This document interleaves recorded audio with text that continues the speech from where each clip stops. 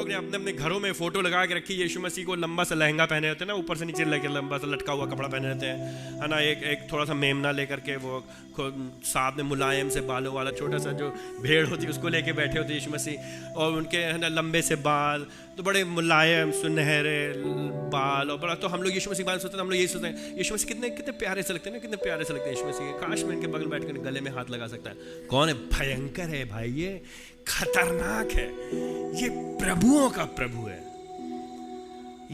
ये हमारी और आपकी अगर वो दया नहीं करता, हमारी आपकी ऐसी की तैसी कर सकता है।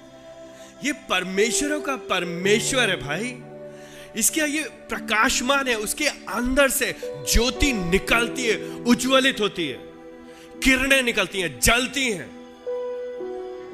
मत लीजिए हल्का इसको, मत खिलवाड़ करिए यीशु मसीह से, मत खिलवाड़ करिए।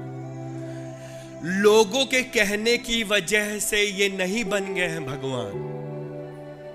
ये कोई फकीर नहीं थे जो अच्छे काम करते थे, किसी को खाना दे देते थे या भूखे रहते थे और लोगों को बड़ा पसंद आता था, इसलिए वो बन गए भगवान मरने के बाद। ये वो नहीं है भाई, कटोरा लेकिन नहीं फिरते थे, ये वो नहीं है। ये परमेश्वर का परमेश्वर, ईश्वर का ईश्वर, संसार का मालिक है, ये आपका मालिक है, ये मेरा मालिक है, ये मेरा प्रभु, इसने दुनिया को बनाया है। इसको हल्के मत लीजिए, मत लीजिए इसको। देखिए तीसरे पद में, वो महिमा का प्रकाश उसकी तत्व का प्रतिरूप है। तीसरे पद के देखिए एक और क्या लिखा है, ये खत्म नहीं हो रहा है, ये जो लेखक है इसके समझ भी नहीं आ रहा है, इसके शब्द नहीं खत्म हो रहे। ये जब वर्णन कर रहा है यीशु मसीह के बारे में, तो एक के बाद एक, जब नल खोल नहीं देते आप लोग, पूरा खोल देते, भड़बड़ा के पानी निकलने लगता है, उसी तरह से उसके शब्द निकलते हैं एक के बाद। ये है प्रभु, ये है प्रभु, उत्तम, अद्भुत, इससे सुंदर कोई नहीं, इससे बढ़िया कोई नहीं, इससे बड़ा कोई नहीं, इससे ज्यादा सर्वशक्तिशाली कोई नहीं। ये है हमारा प्रभु, ये है मेरा प्रभु, ये है यीशु मसीह, ये यीशु मसीह। सबका मालिक एक नहीं, ये वाला प्रभु नहीं है। हर रास्ते स्वर्ग लेकर के नहीं जा रहे, ये वाला प्रभु नहीं है, ये वाला प्रभु नहीं है। कोई बात नहीं, चलता है आपकी आस्था, मेरी आस्था नहीं, ये एक ही आस्था है, एक ही रास्ता है, एक ही मार्ग है, एक ही सत्य है, एक ही जीवन है, एक ही ज्योति है। या तो आप उसको जानते हैं या तो आप उसको नहीं जानते, खत्म। ना अपने को मूर्ख बनाइए, ना इसको मूर्ख बनाने की कोशिश करिए। क्या लिखा है यहाँ पे देखिए तीसरे पद के आखिर में, वो अपने सामर्थ्य के, अपने वचन के द्वारा सब वस्तुओं को क्या करता है? संभालता है। तो कैसे संभाल के रखा है वो सब वस्तु? दुनिया को कौन संभाल के रखा है? दुनिया को ये पृथ्वी जो है किसी गाय के सींग के ऊपर नहीं बैठी हुई है, ना ही ये पृथ्वी किसी कछुए की पीठ पे बैठी हुई है। कौन संभाल के? यीशु मसीह संभाल के रखा है इसको। कैसे?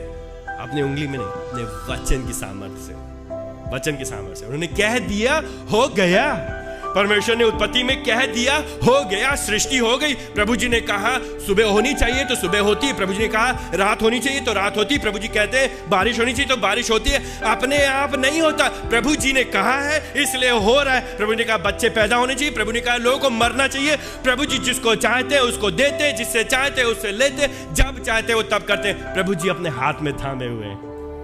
कौन थामे अपने हाथ में? प्रभु जी थामे। देखिए यहाँ पे क्या लिखा है, मैं नहीं कह रहा हूँ, तीसरे पद में क्या लिखा है, वो सब वस्तुओं को संभाले हुआ है, वो सब वस्तुओं को रोके हुआ है। वही है मालिक, वही है प्रभुओं का प्रभु। ये कोई छोटा मोटा छुटभैया ईश्वर नहीं है, ये कोई ट्रेनी नहीं है, ट्रेनिंग नहीं कर रहा है प्रभु जी बनने की, ये भगवान बनने की टाटा मोटर्स में ट्रेनिंग नहीं कर रहा है। ये असली प्रभु है भैया, ये दुनिया का मालिक है, ये है हमारा प्रभु। मत खिलवाड़ करिए इससे, भयंकर है प्रभु जी, ये इसकी आराधना करिए, इसको सुनिए। जब ये कह रहा मैं हूं, प्रभु जी कह रहे मैंने अपने पुत्र को भेजा है और ये देखो पुत्र ये है, तो हम क्या करेंगे? हमारा प्रत्युत्तर क्या होना चाहिए? हमें गिरना चाहिए अपने अपने अपने घुटनों पे, हमें अपने आंखों को बंद करना चाहिए, उसके सामने कहना प्रभु जी मेरा जीवन आपका है, प्रभु जी अब हम आपके लिए जिएंगे, हमें आपसे जो आप कहेंगे वो हम करेंगे, जो आप कहेंगे हम वो करेंगे। आप क्या वो पापों को धो करके, उसने और क्या किया? जो ईश्वर है, ये पुत्र कैसा, ये अद्भुत पुत्र, उसने क्या किया? उसने पापों को धोया है। किसके पापों को? अपने पापों को नहीं, हमारे और आपके पापों को। हमारे आँख के बदले वो क्रूस के ऊपर चढ़ गया, मारा गया, गाड़ा गया, तीसरे दिन जी उठा। हमारे पापों की कीमत उसने चुका दी। जिन पापों का दंड हमारे पर पड़ना चाहिए था उसने अपने पर ले लिया। परमेश्वर पिता के क्रोध को अपने पर ले लिया। परमेश्वर के पिता के क्रोध को शांत कर दिया उसने, मेरे लिए, मेरे खातिर, मेरे वास्ते, आपके खातिर। जो लोग उसके ऊपर विश्वास करते, जो लोग उसके, उनके पापों की कीमत को चुका करके, धो करके, फिर उसने क्या किया। कहानी खत्म नहीं हुई है अभी, देखिए कहानी खत्म नहीं है। ये अद्भुत पुत्र है, ये पुत्र है भैया, ये खाली नबी नहीं है। इसलिए जब लोग बोलते हैं वो अच्छे नबी थे, नहीं, नबी नहीं है, ये प्रभु जी हैं, ये परमेश्वर हैं, परम ईश्वर, इनसे बड़ा कोई और है ही नहीं। ये है खुदाओं के खुदा, ये खुदावंद परमेश्वर है। ये है हमारा यहोवा परमेश्वर यीशु मसीह। वो पापों को धोकर परमेश्वर पिता के दाहिने ओर बैठ गया। परमेश्वर पिता के, वो स्वर्ग में उठा लिया गया।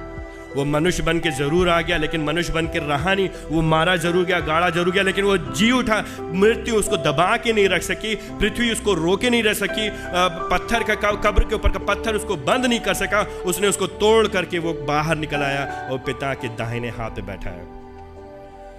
स्वर्ग में उठा लिया गया, वो स्वर्ग में विराजमान है। क्यों पिता के दाहिने ओर बैठा है? क्योंकि वो पिता के साथ है, पिता के बराबर है। वो परमेश्वर है, उसका प्रतिनिधित्व करता है, जैसा बाप वैसा बेटा। और वो क्यों बैठ गया? क्योंकि उसने अपना काम पूरा कर दिया, हो गया। उसको खड़े होने की जरूरत नहीं है, उसको अब वो आराम कर सकता है, वो बैठ सकता है। ये कहने का तरीका, हो गया, खत्म। यीशु मसीह ने क्रूस के ऊपर क्या कहा? हो गया, पूरा हुआ। उसका काम, मृत्यु के ऊपर उसने जो काम करना था, पापों की कीमत चुकानी थी, उसने चुका दिया। हो गया, खत्म, वंस फॉर ऑल, एक बार हमेशा के लिए। भजन संहिता 2 अध्याय उसका 12 पद। हमको क्या करना है? आपको क्या करना है?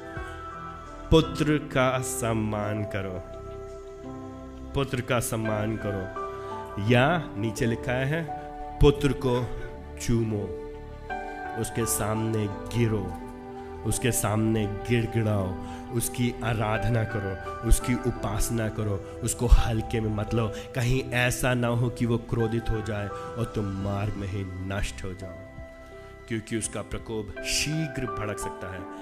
क्या ही धन्य है वे सब जो उसकी शरण लेते हैं। क्या ही धन्य है वे सब जो उसकी शरण लेते हैं। क्या आप उसकी शरण में आए हैं? क्या आप जानते हो उस पुत्र को, यीशु मसीह को? क्या आपने परमेश्वर की आवाज को सुना है, जो परमेश्वर ने अपने आप को प्रकट किया यीशु मसीह में? या अभी भी आप परमेश्वर की खोजने की कोशिश कर रहे हैं दूसरे मार्गों में, दूसरे बातों में?